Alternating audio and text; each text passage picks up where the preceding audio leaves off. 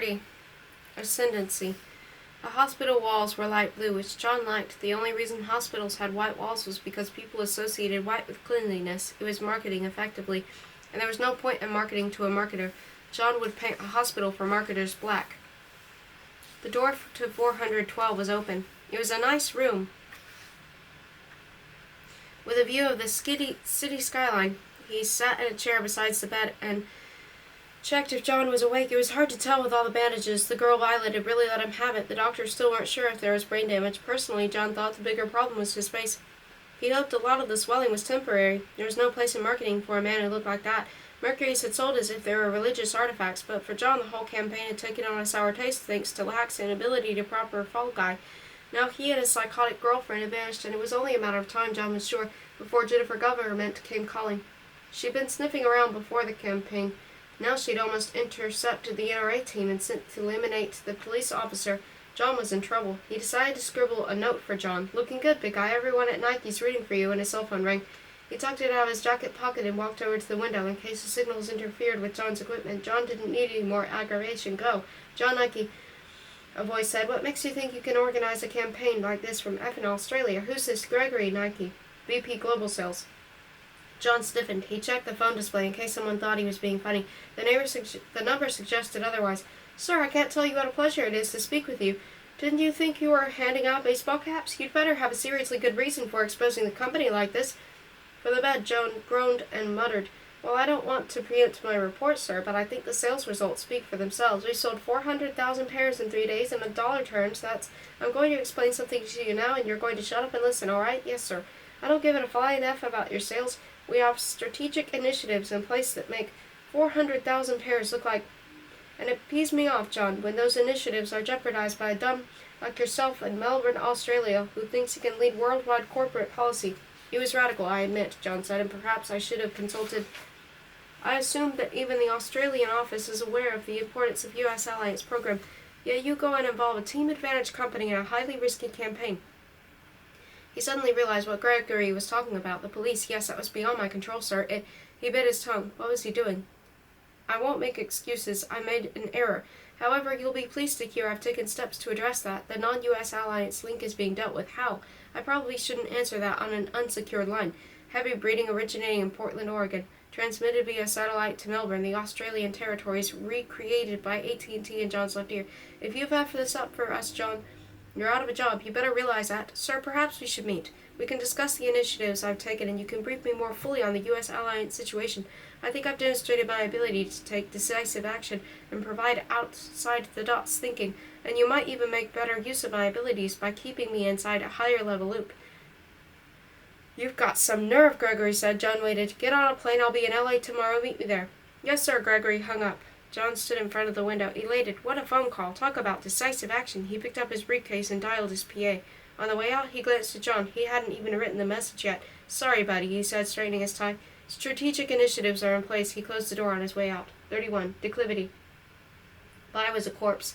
He sat in his Mitsui cubicle and stunk up the place. Brokers circumscribed wary arcs as they passed, as if what he had was contagious. He was a dead man in a suit. On Tuesday, Cameron said, "Bai, that's enough." Bai looked up. He'd known what he was going to be fired for a while now. He thought it would be more exciting. "My office." Bai all followed him up to the fishbowl. Cameron waited until they were seated, and even that threw in a pause. Bai waited patiently. "I offered you time off. You remember that." "Yes." His voice cracked. He wasn't using it much these days. "I'm going to suggest it again. This time I want you to think about it very carefully. It could save you."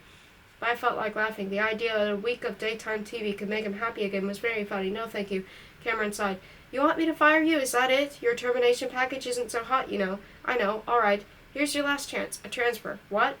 "You're finished in brokerage. But there's a lifetime if you want it. The Mitsui liaison to U.S. Alliance wants an Australian assistant. That could be you." "The Mitsui what?" "Mitsui is part of U.S. Alliance, the customer loyalty program. We have a person to represent our interests there. He's called a liaison. You could be his assistant." "Oh," I said. "Okay." "It's not such a bad job," Cameron said. "Could be a real growth area. You never know." "Thank you." He wanted to feel more grateful, but he just felt tired. He stuck out his hand. Cameron blinked, then shook it. "You're in a new office on level 8. Maintenance will get you everything you need. You should clear out your desk. When? No time like the present. Right, Bai said. He was supposed they wanted to get the smell out. He went to level 8 and was shown his new office. It was small but had a big window with a view of the rest of the city. He wasn't sure this was good. He had been thinking about the city a lot lately, about how the city ate people. Bai caught the elevator back to Brokerage and began collecting his personal items, a coffee mug, a photo of the dog he'd owned once, and a few pins. That was it. Hey, I heard about your big move, Lisa said. Bai looked up. She was smiling, but her eyes were sharp and vigilant, as if she was ruling out the possibility that he would lunge at her. Sounds like your thing, Bai. Congratulations. Thanks. Her eyes softened. We're all rooting for you, Bai. Remember that. Thank you, Lisa, he said, and he was now pretty sure he was going to kill himself. 32 Agency. The man in the cell was JC, or so he kept telling Billy. This hadn't been very amusing when he first arrived, and he had become less so over the next 3 hours. He sat on the bunk in the cell's corner and pulled his knees up to his chest. Righteous fire! Shouted Jesus. Damnation for all you...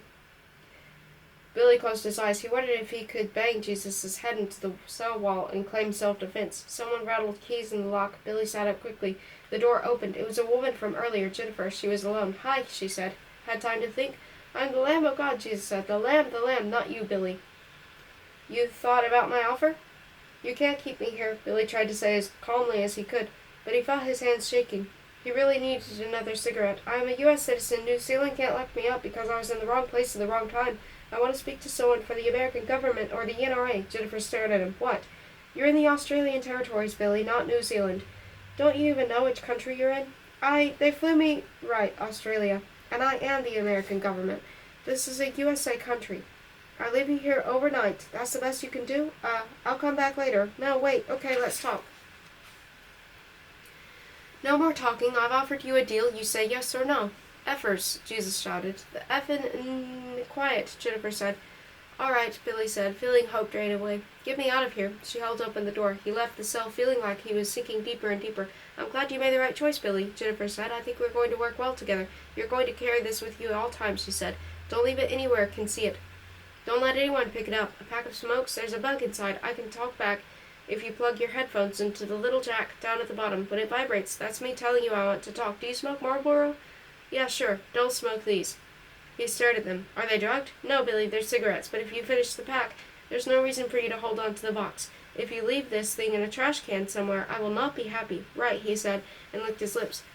He wondered if he could have one of those cigarettes now. Jennifer eyed him. Maybe you're not cut out for this. I am, really, it's just... He reached for the pack. She looked disgusted. What are you, one of those Heineck brands? I'm cutting back. He lit one with shaking fingers. The taste was incredible. Feel better? Oh, things were much better than the smoke. Even Jennifer Government looked cute in a hard kind of way. Now let's get this clear. You get in, you get me some people on tape talking about John Nike and NRA jobs. You get out, you're in the clear. But if you ditch this device and run back to Mississippi or wherever you're from, I'll come after you. I'm the government, Billy. You can't escape me, understand? Yes. She was silent for a moment. Billy sucked out his cigarette. He killed 14 kids, thought about it, planned it, made it happen. I'm not going to tolerate that. Do you believe me? Yes. She nodded. You're booked on a flight to Invercargill, New Zealand, in 2 hours. Don't mess up. You can count on me. His whole body was tingling. In this moment, he really meant it. 33. Cicely. She moved quickly, but even so, they caught her outside the office. Jennifer, she looked up. Elise and Calvin were by the water cooler. Oh, hey, Elise, explain to me why you're in this building. I'm just collecting some things to take home. 2 weeks ago. They were stitching your head back together. Now get out of my station. You know, I feel really recuperated, Jennifer said. And I saw the shrink again, and he said I'd made real progress towards processing the negative experience and resolving my role within it. Elise looked to Calvin. Has she seen the shrink again? Calvin said. Get out, Elise said. I swear, Jennifer, don't you so much as call in.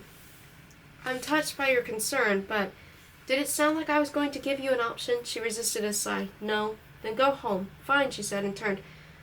What do you need to go to your office for? I'm getting my jacket, she shouted. Is that all right? I'll drive you home, Calvin said. So, she said in the car. Now we've got this arrest warrant. Don't even ask what. You're not coming along, Jen. That's not what I'm saying, she said, nettled. That's not even what I meant. Oh, Calvin said. Good, there was silence. So how many agents are you going in with? Depends who's available. You'll let me know how it goes? He stopped at the light and turned to her. I will keep you informed, Jen. Good, thanks. You know, the break could be good for you. Take some time to step back, cool down, get some perspective, hang out with Kate. I have perspective, she said. I have loads of perspective. That's why I don't want to sit at home while John Nike is still out there. I want him in jail.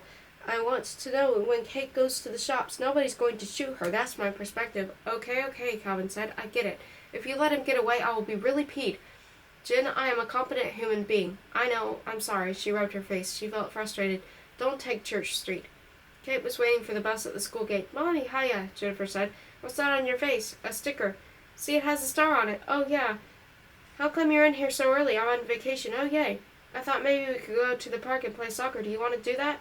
And after we can go to the dog shelter? It's a bit late tonight, honey. Come on, Calvin's driving us home. She took Kate's hand. Alex's dog rolls on its back every time you go near it, Kate said. It's weird. Our dog will be much cooler, Jennifer said. Can we go to the shelter tomorrow? Tomorrow or the weekend, Jennifer promised. The codes to Billy's bug were in her pocket. I have a couple of important things I need to do first, honey. 34. Competition. John Nike was reading a novel called The Space Merchants. It had been reissued and he'd seen a review in Fast Company. They called it prescient and hilarious, which John was having a hard time agreeing with. All these old science fiction books were the same. They thought the future would be dominated by some hard, oppressive government. Maybe that was plausible back in the 1950s, where the world looked as if it might be turned commie. It sure wasn't now. In The Space Merchants, the world was dominated by 2 advertising companies, which was closer to the truth, but still there were so many laws the companies had to follow. If these guys had all the money, John wondered, who could stop them doing whatever they wanted? We're about to commence on our descent, sir, a flight attendant told him. John looked at her cleavage. Is there anything else I can get you? Manual relief, John thought, but didn't say. This was United Airlines, not American. No. He started to put his novel into his briefcase, then tucked it into the seat pocket instead. It was turning into a sly anti-free market statement. Not irony. It irritated him. There was no place for irony in marketing. It made people want to look for deeper meaning. There was no place in marketing for that, either. He was in a cab less than 10 minutes after touchdown. He'd visited the States a couple of times before the last barriers to free trade had come down, and there had been hassles with the taxes, which was what you had in your suitcase. With changing money, it was ridiculous, and when you made it through, the culture was so different you didn't even know how to order a beer properly. Now things were much better. The only sign you were in Los Angeles instead of Sydney was that the air was lousier. Nike's LA office was a single floor in an anonymous building on Santa Monica Boulevard. Los Angeles was not a big deal for Nike. Nike was born in Portland, Oregon, and had never left home. He wondered why Gregory was meeting him here. He paid the cab driver and bounded into the building. The receptionist sent him to the 8th floor, where a woman told him Gregory would be a few minutes. This was a good sign. A few minutes meant Gregory still intended to see him. John had been braced for, unexpectedly called away.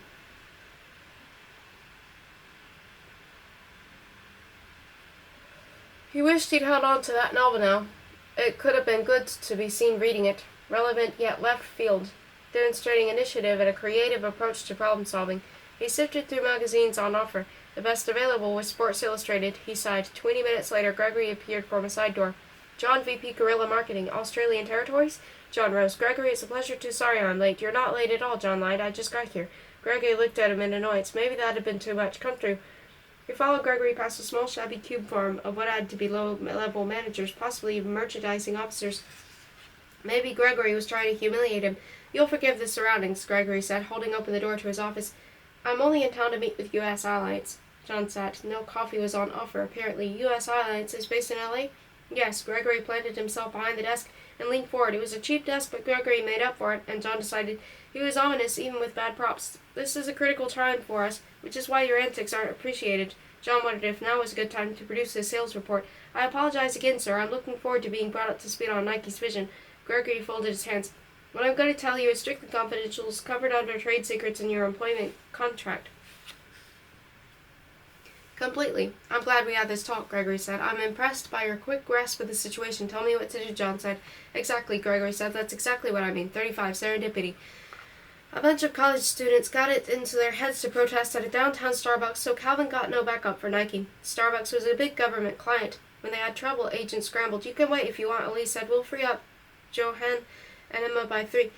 Don't worry about it, he said, knowing Jin would blow an artery if she found out. He drove to Nike and packed in a visitor's bay. The front doors parted, enveloping him in air conditioning. The receptionist was attractive and looked like she ran track in her spare time. Welcome to Nike. How may we help you? I have an appointment with John, Vice President, Guerrilla Marketing. Your name, sir? Calvin McDonald's, he smiled. Trespass was an assault against property and therefore a crime, but fraud was fine. Fraud was practically a constitutional right, like free speech. Just a moment, sir, she murmured into a microphone. I'm sorry, John's PA has no record of your appointment. Are you sure you have the right time? I'm very sure. GD, what's going on here? I don't know, sir. You'll have to ask her. I think I will. He grabbed the visitor's book. I sign in here. What floor is she on? The 14th. What's her name? Georgia. He took an ID tag for the box. The elevator boomed, popped music at him. Calvin hummed along with it. On the 14th floor, he pushed through glass doors to enter a large, tasteful reception lined with wall-sized pictures of sports people Calvin recognized from soda commercials. A woman in her late 20s rose. Calvin McDonald's, where the H is John Nike. I've got an appointment. Vice President John is in an overseas business trip. He has no appointments. Overseas, Calvin said. Jennifer was not going to be happy. Where? Sir, I don't believe he ever made an appointment for John to see you. Maybe I'm getting confused. Is there another John in guerrilla marketing? There is Operative John, but he's in hospital. If you had an appointment with him, we would have called you. A hospital? I hope he's all right. What happened? Sir, I'm afraid I have to ask you to leave. Fraud, Calvin thought, was only going to get you so far. He flipped open his government ID. Okay, I'm not really from McDonald's, she gasped. Calvin blinked. The plastic didn't usually have such an effect. You're not meant to come here. You're not meant to put that away. Oh, crap, he said, realizing their gin's source. She froze as someone passed in the corridor. This is not the deal. He made the ID disappear. I'm Jennifer Government's partner. Where's John Nike? Los Angeles. He left this morning. Where is he staying? She lowered her voice even further so he could hardly hear her. I can't talk here. Call me later from a payphone. Okay, I will. Calvin turned to leave, then stopped. By the way, where do you know Jennifer from? I worked for her at Mayer. Please, you have to go. Mayer? Georgia stared at him. The advertising firm. She's Jennifer Mayer. Didn't you know that? Jennifer Mayer. It sounded vaguely familiar. She was one of the best and biggest ad company in the world. She ran campaigns for Coke, Apple, Mattel. She could sell anything. Who do you think she got the tattoo? Sorry, why do you think she got the tattoo? Well, he said, I've wondered about that. If you'd been part of corporate America 10 years ago, you'd already know. People still talk about her. So what happened? Why'd she quit? John Nike happened, Georgia said. Look, you have to go. If anyone knows you're here. What do you mean John happened? Please, you have to leave. Please. Okay, thanks for your help, Georgia Nike. Saints Nike, she said. I work part-time for the Church of Latter-day Saints. What do you do? Whatever's needed, and they pay you? No, but it's still Saints Nike. Okay, Calvin said. Then thank you, Georgia Saints Nike. 36. Transposition. Hack was sure of it. Violet was dead. She hadn't come home after her business meeting, and there was only one plausible explanation. Some NRA heavies had found her and taken her out. Maybe John Nike had tracked her down himself. Either way, Hack had made one big mistake too many, and it had killed Violet. He still had the ring. How poignant. His eyes watered every time he thought of it. He had tucked it in his bedroom drawer, and now he got it out and turned it over in his hands. That was how Claire found him, sitting on the bed in a blubbering mess. She hesitated in the doorway, wearing her Sears uniform. You okay? Hack held out the ring. She's gone. Violet, I killed her. That made 15, Hack realized. He had murdered 15 people. He was a serial killer. Did you hear something? He shook his head. Claire sat beside him on the bed. Hack, until we know for sure, you should not try to worry so much. Violet doesn't always think of other people. She might just be busy. No, he didn't want to hear of Violet's faults. Violet had been kind and thoughtful. Hey, come on. Claire put her arms around him. She hugged him tightly. For a second, Hack was lost in the scent of her hair, but that, no doubt, was because Claire reminded him of her. I'm sure she'll be okay. You're a sweet guy, Hack. You care too much. He accepted this silently. His nose touched her name tag. It said Claire Sears. She began stroking his hair. Hack closed his eyes. He might have drifted off because she was then saying, I have to go, and then he realized that time had passed. He sat up. I'm sorry, Claire said. If I'm 30 minutes late for work, I drop a pay grade. That's okay. I'd stay if I could. She took her arm back. I know. Stay cool, she said, and poked his nose. He watched her leave. Claire was so good to him. He didn't know why she didn't have a boyfriend. Any guy in their right mind would grab onto Claire and out let go, Hack thought. He looked down. He was still holding the ring. He found himself tearing up again. Oh, Violet, he said to the empty room, and no one answered. He spent an hour and a half wallowing around the house. Then he got hungry and made himself breakfast. As he ate, he wondered what people at Nike would be saying about him not showing up for work again. There were a bunch of posters that were meant to go to a store in Sydney, and Hack wondered if anyone had taken care of them. Then it struck him that if he did go into Nike, he would be safe. His employment contract required Nike to provide a safe workplace, and surely John wouldn't risk messing with that, which meant Hack could confront John. With total impunity, he could demand justice. Hack bit his lip. That was a daring idea. He began to get dressed. By the time the cab dropped him at Nike, his legs were shaking, his throat was parched. He decided to go to his desk first and to get a drink of water. Then he could confront John. His boss, manager of local merchandising, caught him at the water cooler. It had been refilled since the day it had sent Hack off into the marketing floor. It had been refilled by the time he'd come back. Hack, you take a sick day yesterday? Yes. Hack, you have to phone those in. You can't just not show up for work. To qualify for sick pay, you need to phone in. Right, sorry. I can't approve pay for that day. I'm sorry, but it's in your contract. Maybe next time you'll remember. Hack sat down at his desk. There was a stack of messages there, but he ignored them. He sipped at his water, then dialed reception and asked for John's PA. Georgia St. Nike, good morning. He took a breath. I need to speak to John. It's Hack from merchandising. There was a pause. Oh, Hack, I'm sorry. John is overseas. Oh, that was a surprise. When's he coming back? I don't know. Not for a while. Oh, thanks. Hack hung up and stared at his desk. So much for a confrontation. So much for publicly denouncing John. He felt relieved and was ashamed of himself. Hey, Hack, his boss said, stopping at his desk. You know something about posters for a Nike Town in Sydney? They've been calling and calling. Yeah, he said. I'll take care of it. Good man, the boss said. There were a bunch of cars parked outside Claire's house, and Hack felt a stab of fear. Maybe John had people watching him. Maybe the NRA had tracked him here. But even in the streetlights, he could see the cars were tiny and rustling, and had bumper stickers that said things like, "The world is not for sale." Hack didn't think the NRA would get around like that. He entered the house. Claire was in the hallway carrying a bunch of coffee cups. There were voices coming from the living room, loud and strident. Claire said, "Oh, Hack, how are you?" "Fine. Did Violet? She hasn't called." Oh, someone in the living room said that kind of mentality is what allowed the corporate sector to dominate society in the first place. Claire hesitated. "I have some people over. You might want to stay out of the living room."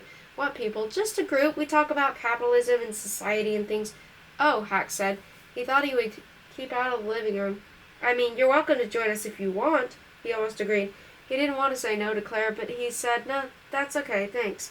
No problem. Come in later if you want." He went into the kitchen and got some juice from the fridge. The door to the living room was ajar, and the conversation from Claire's friends spilled through. "That's what they rely on," a girl said. "They know no one wants to get involved, but until you stand up to them, they'll push you as far as they can. Nike's a prime example." Hack started. For a second he thought they were talking about him. Then he realized they weren't. Then he realized they were. He stood up and walked to the doorway with his juice. There were 5 of them. "Hi," he said. "Sorry, do you mind if I join you?" "Here," Claire said. She patted the sofa beside her. Hack thought her smile was very beautiful. 37. Inadvertency. Billy nearly lost the bug before he made it to the plane. Those Marlboros weren't as satisfying as its regular brand, and he smoked one after another until they were all gone.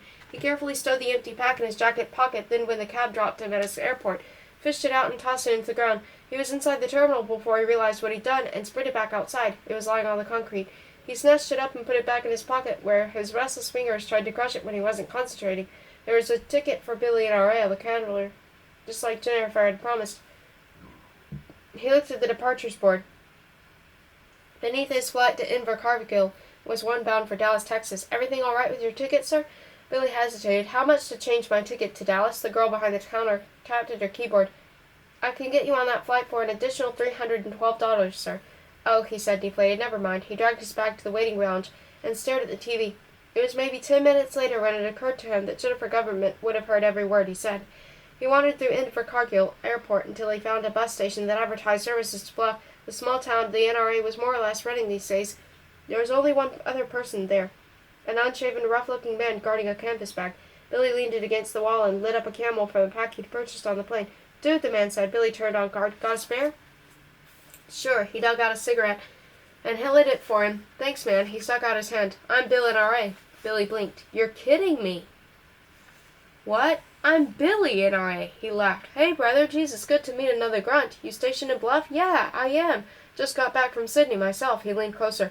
"You been on business or pleasure?" "Business," Billy said. The man grinned. "I know about that. I know all about that, all right. You seen some action? Man, look at this." He pulled up his shirt.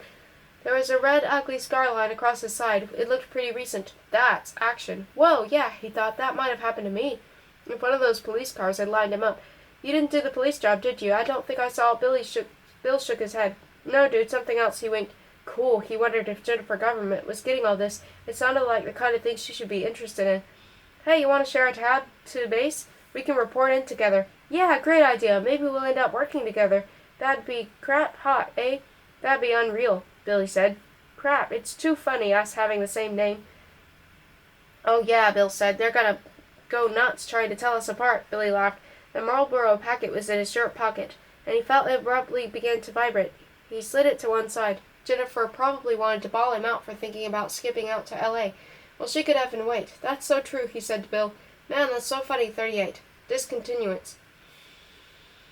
From his new office window, Bynett could see a gun store. It was NRA affiliated, which was appropriate or ironic or something. By had decided that at the end of the day he would visit this gun store, purchase a firearm, and shoot himself.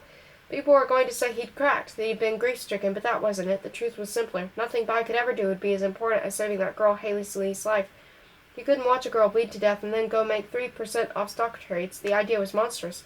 So Vi was finished as a productive member of society unless he managed to lose so much perspective that margin calls began to seem important again.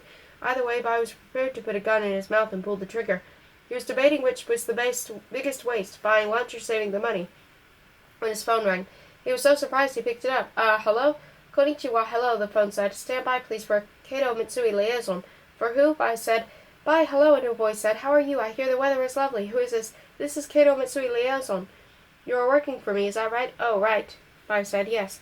Excellent. It's the most good to speak with you. I hope you are excited about this new position. Vi, are you excited? He said, well, good. Kato laughed heartily. Vi had to hold the phone away from his ear. We have so much to do. Our consumer marketer friends are launching programs of the most excellent potential.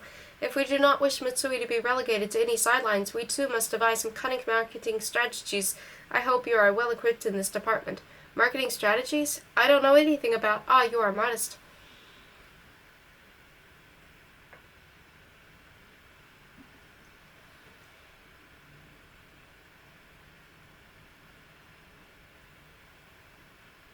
Kato said, to begin, I shall tell you of a program belonging to our friends at IBM.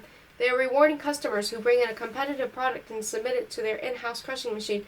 It smashes it in store, you see. Yes, I see. A most brilliant strategy to relegate the competition to the status of junk and garbage. You must understand it is difficult for we Japanese to think along these lines of road-to-head competition. That is why we are now finding ourselves running behind our energetic American friends.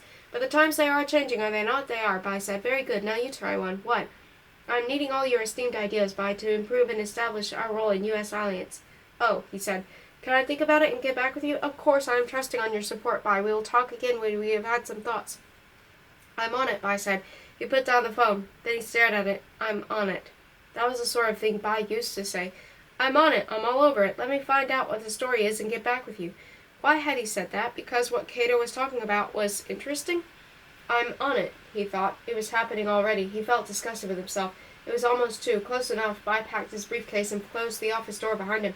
There were so many guns, Bai couldn't be bothered looking through the racks. I want a pistol, he told the man behind the desk. Something suitable for putting in my mouth and pulling a trigger. The man raised his eyebrows. You want to cap someone? Myself. Right, the man said, smiling. It took Bai a moment to catch his insinuation.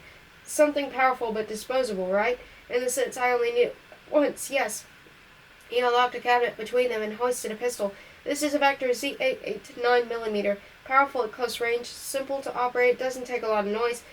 And on the cheap side, this is what you're after? I don't care about the cost. The man made the Vector disappear. Then you should take a look at this baby right here. He slapped a gun on the desk. It was sleeker and looked more powerful than the Vector. Bai picked it up and laid it in his hand.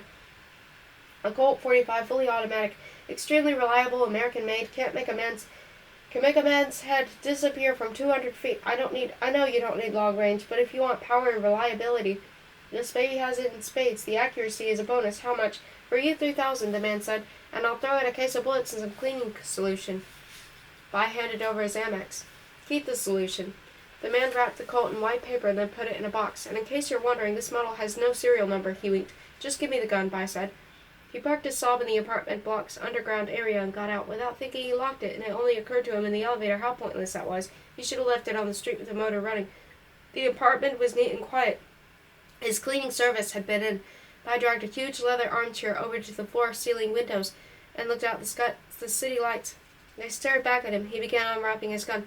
He was struck with the thought the assassin, whoever had killed the girl Haley, must have done this, must have acquired a gun and loaded it with bullets. It didn't seem right to Bai that it was so easy.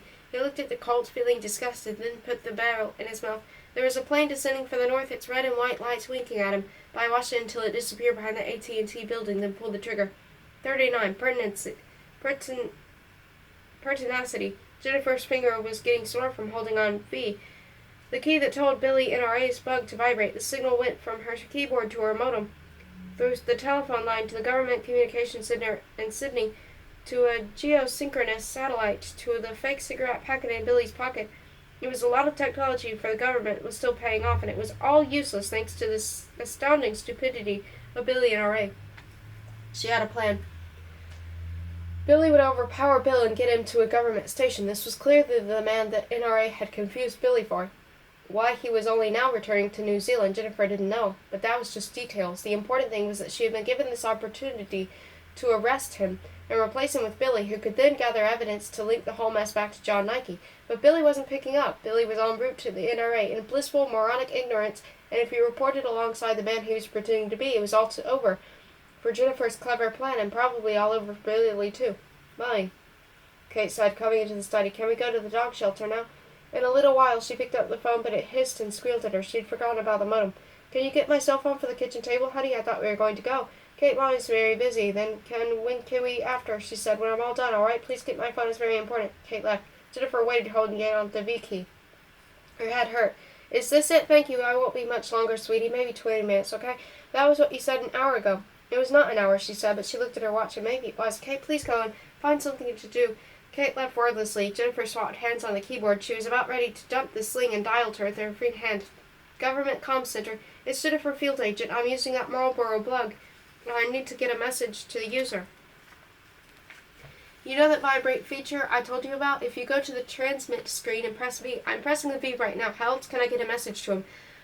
You could just try transmitting a message anyway. He'll hear that? No, unless he's got headphones in. Why would he have headphones in? I don't know, just saying F, she said. It's designed to be unobtrusive, he said, wounded.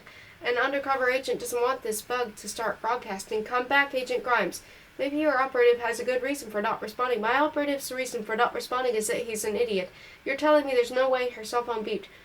She looked at it. It said incoming call. Apart from vibrate? No, there's not. I'm going to put you on hold, and I want you to think of a way for me to contact my operative, all right? I'm sorry, there's no... She switched lanes. Hello, Jen. Calvin said. How's home life? I did not interrupt you in the middle of baking cookies, did I? No. She said. Did you get John Nike? No, not exactly. No. Before you get upset, I'm upset. He jumped on a plane for Los Angeles. Son of a... I've already contacted the LA office. They're going to assign a couple of agents. They'll take care of it. No, they won't. John isn't going to be caught by a couple of agents looking for him in their spare time. Well, I guess you'll just have to trust their abilities, Calvin said. By the way, the other John is in a coma. What?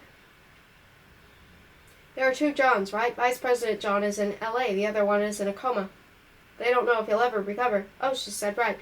That was kind of good news. Aren't you going to ask me how I know this? It's a funny story, Calvin said. At Nike, I ran into this Georgia Saints Nike. Nice woman. She told me about working with you and John in your halcyon advertising days at Mayer. At first I had trouble picturing you in a power skirt and heels, but now that I think about it, I have someone on hold, she said. Does this story have a point? You lied to me. You said you never worked with him. I said I never worked for Nike. That's sneaky, Jen. Very sneaky. What happened? John stole a juicy account from you, pinched your butt at the office Christmas party? I really hope you find some time to work on your case between snooping into my past.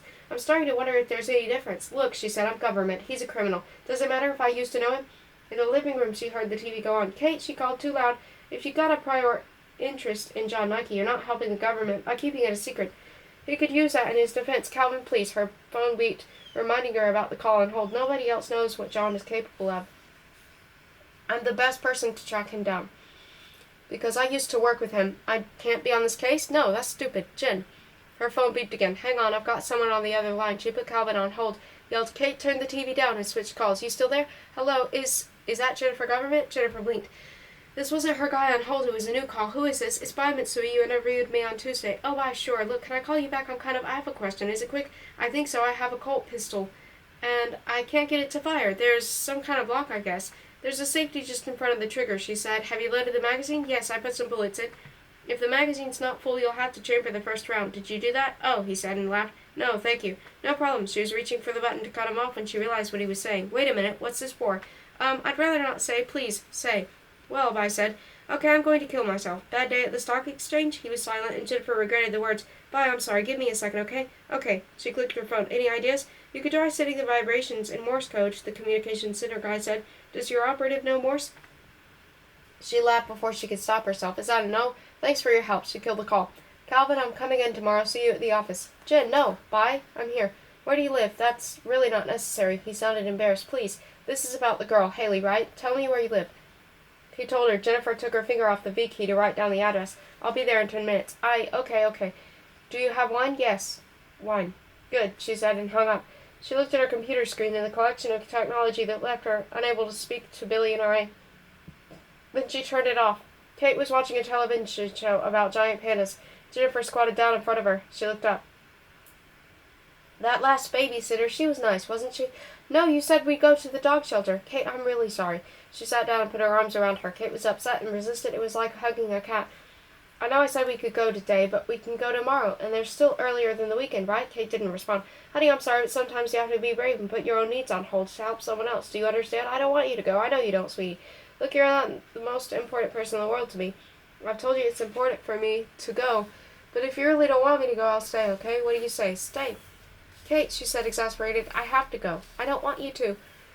You didn't mind me going when you had those new videos to watch. You hardly noticed I was gone. I did notice. All right, she shouted. All right, all right. I'm a terrible mother. I've ruined your life. I'm sorry, but I have to go. She ground the heel of her hand into her forehead. When she removed it, Kate was looking at her. What? You're not a terrible mother, Mommy. You... She said, well, that's nice of you to say. Are you sure we can't go to the dog shelter tomorrow? Yes, Jennifer said. Honey, I promise. I'll pick you up at the school. We'll go straight there. We'll pick out the perfect dog. Okay, Kate said. And soon you won't be so busy, right? When you caught the bad guys. That's right. I wish I could spend all my time with you. Love you, Kate. Mommy is just under a lot of pressure right now. Kate nodded. She was nice, the last babysitter. Good girl. Jennifer kissed her, and she felt proud and tired.